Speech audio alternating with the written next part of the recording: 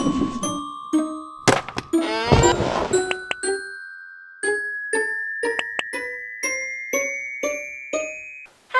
my name's Kelly, welcome back to my channel. Since I'm cooling my heels in Spain seemingly forever, I thought I would take the opportunity to catch up on some booktube book tags, and I saw this one quite a while ago, I think on the Bookables channel, although she wasn't the creator. I will link the creator below.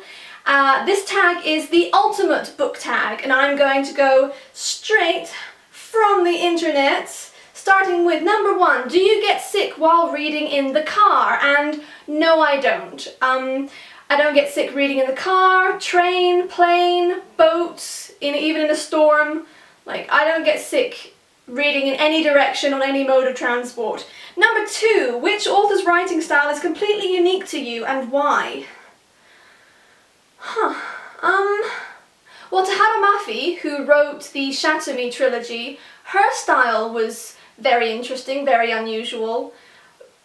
But I think I'm going to go with Diana Wynne Jones. Yeah, she wrote such fantastical things with such conviction that I think her writing was something quite special, and she's passed away now, very sadly, so there'll be no more. She wrote Howl's Moving Castle, which was also made into an anime by Hayao Miyazaki. Perfect marriage, if you ask me. Anyway, number 3, get off my foot, whatever insect you are. Number 3, Harry Potter series or the Twilight Saga? Give 3 points to defend your answer. Right, Harry Potter all the way. Number 1, because the characters actually grow up instead of reverting to infancy when they're supposed to be hundreds of years old. Yes, so number 1, they grow up.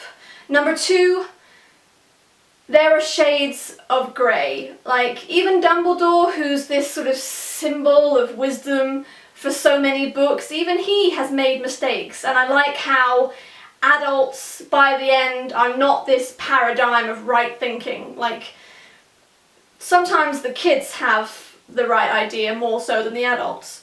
And number 3, it's well written, and despite how long some of those books get in the Harry Potter series, J.K. Rowling does know how to edit. Like, I wouldn't say they needed to be shorter in terms of being too wordy. What was in there was necessary, whereas the Twilight Saga, you could have cut whole bloody chapters out of it. Number 4, do you carry a book bag? Oh, that takes me back.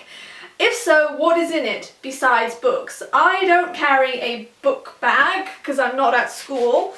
I do carry a Longchamp Le Pliage tote bag, which I do not actually recommend. It annoys me quite a lot because there's no compartments and the only one pocket inside goes all the way up to the top, so if you lean over with your bag open, everything falls out of that pocket.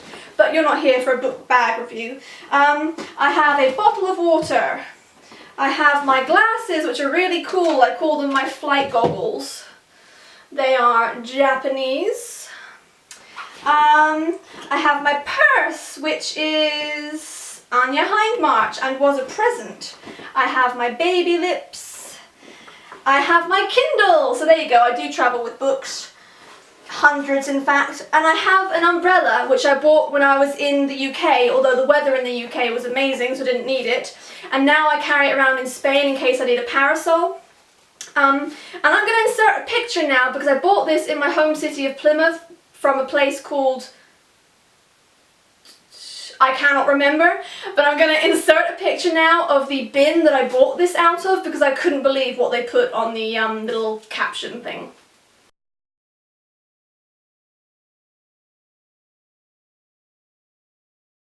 Number 5, do you smell your books? And I wouldn't say I smell each and every one. If I have a thing about sort of, let me grab one here, sort of doing this, and then sometimes the smell comes to you and then I wind up sniffing. I sound like a druggie. Oh no, I've made the window really small. Number 6, books with or without little illustrations. Truth be told, I don't need the illustrations, but I know they add to the experience of reading. Case in point, I have some goodies over here. Books like these two, The Girl Who Circumnavigated Fairyland in a Ship of Her Own Making by Catherine M. Valente. Each chapter has a nice picture panel at the top. Same with the sequel, which is The Girl Who Fell Beneath Fairyland and Led the Revels there. Let's find a chapter plate. There you go, isn't that nice? It's a dragon. And then things like this. These ones illustrated by Camille Rose Garcia. This is Snow White. I mean, that I totally see the point in having those illustrations. And yeah, okay, yeah, I am quite sold on having illustrations in my book now. Get off me. Number 7, what book did you love while reading but discovered later it wasn't quality writing? I recently read Degrees of Wrong by Degrees of Wrong. Okay, so the book was Degrees of Wrong by Anna Scarlett, and I started reading it and I was prepared to give it some time because I think I read it straight after reading a book that I really enjoyed, which was The Assassin's Curse by Cassandra Rose Clark, and I really enjoyed that one, so I was prepared to give this one a bit of time to get into, and then I was kind of enjoying it, but I just sort of had this strange feeling about it, and then I realised it was because it was essentially fan fiction, and I've read a crap ton of fan fiction in my time. Yeah. So it was entertaining, but essentially it had no substance and no literary worth. Do you have any funny stories involving books from your childhood? Please share. I should have thought about this one before I started filming. I remember every time I used to go to my dentist as a child, and I always remember that dentist because it had a brass step. It was in a very old sort of Georgian building, I think, with a brass step, and I used to be able to see my face in the polished brass step. And then in the waiting room there was a little box of beat up books, including a very old Penguin or Puffin copy of The Fox and the Hen, which is a really dark and violent book, and I used to get my dad to read it to me just on repeat until I had to go into the dentist. And it's a really disturbing book. I should buy that so I have a copy of my own, because it had some kind of magic. Maybe I was a morbid child. And the book that I always wanted someone to buy me, but I don't think I ever actually asked anyone directly to buy me, God knows why, is the Jolly Postman. That book that has all the little letters in it. It's like a picture book with pull-out letters and correspondence. I still want that thing. Number 9, what is the thinnest book on your shelf? And I have prepared this one because, as you can see, this is my paltry attempt at a shelf because everything's in boxes. But I did find The Changeling Sea by Patricia A. McKillip, and this one is 137 pages. It's very dinky. If I put it there, you'll see just how dinky it is. There you go. Number 10, what is the thickest book on your shelf? And these are the first books to go into boxes when I travel, so they are going to be either the Twilight Saga, Harry Potter, the final 5 or 4, and I read a lot of high fantasy, so possibly anything by Robert Jordan or Robin Hobb. Do you read as well as write? Do you see yourself in the future as being an author? Yes, I do see myself being an author. However, I think it's an extremely difficult thing to do. I said in my last video, I think, that I have studied the writing craft, and I consider myself talented in terms of putting words together, but someone once said to me that, because I have trouble getting into Tolkien books, and someone once said to me that they thought he was a storyteller more than a writer, and I'm perhaps a writer more than a storyteller, because in terms of the language I have the skills, but in terms of spinning that tale, that's a whole different gift, and I may not have it, but I'll give it a go, and as soon as I stop moving around so much and can concentrate a bit. But that's my eternal excuse.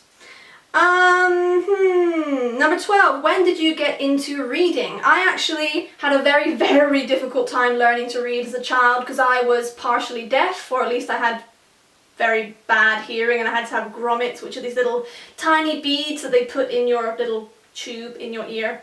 I don't know. And I had 2 or 3 sets of those, I think, and because I was slow of hearing, hard of hearing, it took me a very long time to learn anything really, and I didn't learn to read until quite late. And then it finally clicked, and I kind of raced to catch up with everyone else, so I skipped over the children's books and I went sort of ahead of my fellow students to the more adult stuff, and it wasn't until I went to university that I started reading the younger stuff and the young adult stuff, because I did a module in writing for young people, and then I did my MA in that. So from that point, when I finally learned to read, and I can't remember quite when that was, I have been an obsessive reader. What is your favourite classic book? Pride and Prejudice, I showed you that in my last video. Favourite classic, although I think The Great Gatsby could be my next. Or I also want to read Persuasion and Moby Dick. 14. In school, was your best subject language, arts, English? Language, arts, English. Language arts, is that what they call it in America? Language arts. Yes, I ruled in English Lit and English language at school.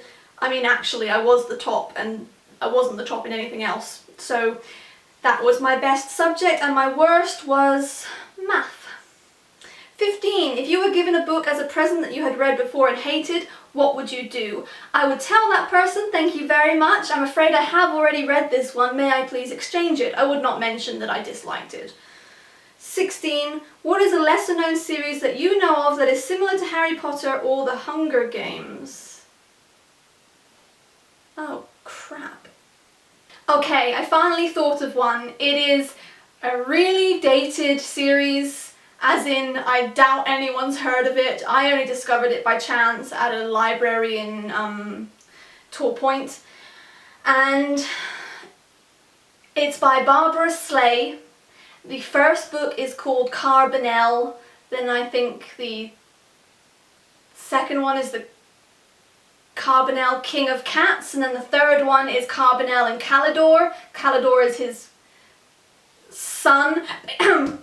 Basically, Carbonell is a witch's cat whom this very ordinary young girl named Sophie and her new friend, who is another young boy who I cannot remember the name of, they discover this witch's cat who needs help, but it actually turns out he's the king of the cats, and they need to get a broomstick from a witch who works at this sort of typical English marketplace. And that one I think is kind of like Harry Potter in the sense that it takes very ordinary children, as Harry Potter was a very ordinary child in the Muggle world, and suddenly they are in the world of wizards and witches. 17. What is a bad habit you always do besides rambling when blogging? Well, you may have noticed I can't do a continuous take to save my life because I make so many mistakes. And then when I'm editing the little snippets together, I always end up doing this before I start the retake or the refilm that I'm doing. I go, like I sort of flick my hair and then I start. So like sometimes I end up starting from a point where I'm like this. Yeah. Anyway, and I say too much, very inarticulate. What is your favourite word? Epic. I say epic a lot. Number 19, are you a nerd, dork or dweeb or all of the above? Which one's the smart one? I don't think I think nerd is the smart one, so I don't think I'm a nerd. But I do tend to call myself a nerd, and other people call me a nerd. Dork? I don't think I'm socially awkward enough to be a dork. I mean, I am sort of socially awkward, but I'm at peace with that, so I'm kind of confidently socially awkward. 20. Vampires or fairies, and why? Fairies. Fairies are pure magic. Vampires are still tainted by their previous humanity. Fairies all the way. 21, shapeshifters or angels. Shapeshifters because whenever anyone asks me what superpower I would have, I always say shapeshifter, it seems cool. I think I would be a fox and an owl. 22, spirits or werewolves.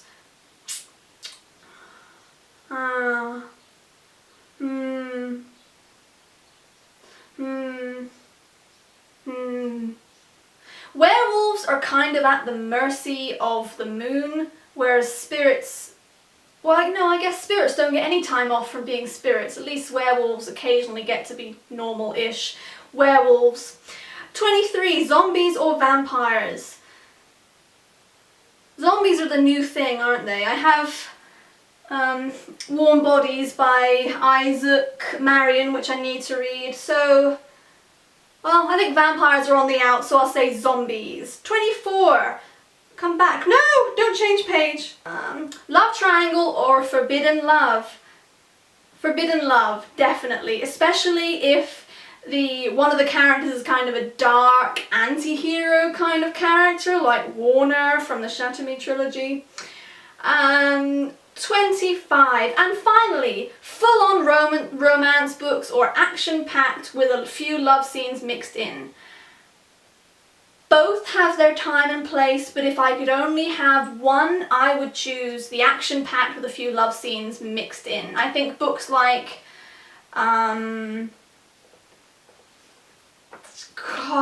I should have prepared for this one too. Books like Divergent, Hunger Games, the one, like, Champion, Legend, yeah, Legend, is Legend the first book? I can't even remember the author's name. I'll put it on the screen. Okay, so that was the ultimate book tag, and it's looking a bit dark on my little screen over there, so I hope this video turns out alright. Thank you very much for watching, and join me in the next one, please. Bye!